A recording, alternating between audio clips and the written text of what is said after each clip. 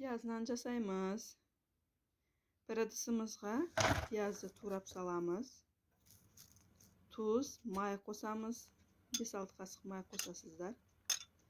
Жақсылап араластырып, дайын нанымыздың қамырыны жаямыз. İçine piyazı жағып шығамыз.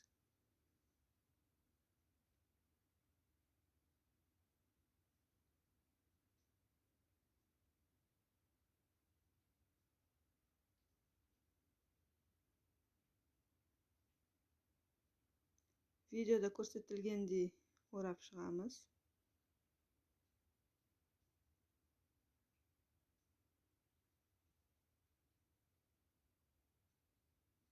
Осылай жинақтаймыз.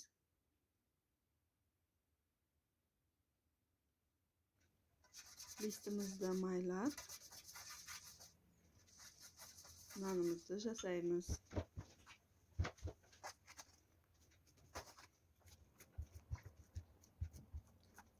Нан жауған кезіңізде біреуіні пияздан істеп жіберсеңіз күшті болады. Үстіне жұмыртқа жағамыз.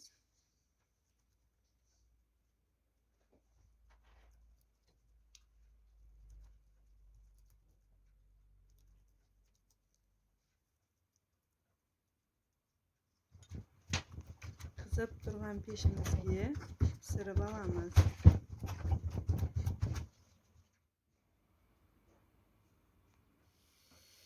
Нанымыз пісті. Өте дәмді, жасап көрсеңіздер болады. Оңай.